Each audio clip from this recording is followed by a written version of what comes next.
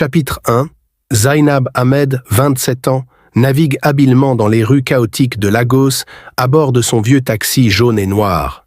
Avec son volant usé et le compteur parfois capricieux, elle affronte chaque jour les klaxons stridents, les embouteillages interminables et le regard méprisant des hommes qui ne voient pas d'un bon œil une femme dans ce métier. Zainab n'a pas toujours été taxi-woman. Fille d'un modeste pêcheur et d'une mère vendeuse de beignets au marché, elle avait rêvé d'étudier, d'avoir un bon emploi, mais la pauvreté l'avait vite rattrapée. Après le décès prématuré de son père, elle dut abandonner l'université et trouver un moyen de survivre. Prendre le volant d'un taxi, un métier dominé par les hommes, était un acte de bravoure. Pourtant, chaque jour, elle devait faire face à l'intimidation des chauffeurs masculins qui l'humiliaient, des clients qui refusaient de monter dans sa voiture et même des policiers qui l'extorquaient sous de faux prétextes. Mais Zainab était une battante. Avec le sourire, elle encaissait les remarques, répondait avec dignité et se battait pour faire prospérer son modeste commerce. Elle économisait sou après sou dans l'espoir de s'offrir une voiture plus fiable et d'améliorer sa vie. Pourtant, dans ce combat quotidien, une révolte grandissait en elle. Pourquoi les femmes de Lagos devaient-elles se contenter de rôles secondaires?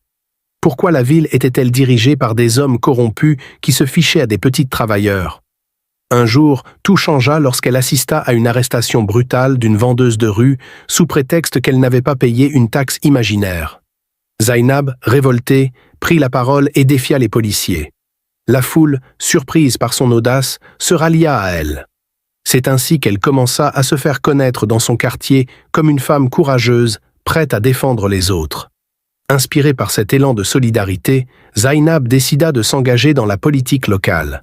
Mais se lancer dans une telle aventure sans financement et sans soutien était une mission presque impossible. Elle n'avait aucun réseau, aucun sponsor et surtout, elle était une femme issue d'un milieu modeste. Elle commença par organiser des réunions dans son quartier, rassemblant commerçants, chauffeurs et vendeurs ambulants pour discuter des injustices qu'ils subissaient au quotidien. Très vite, sa popularité grandit. Son franc-parler, sa ténacité et son histoire personnelle touchaient les habitants. Elle leur parlait de la nécessité de changement, de la fin des pots de vin et des abus policiers. Mais son ascension ne passait pas inaperçue.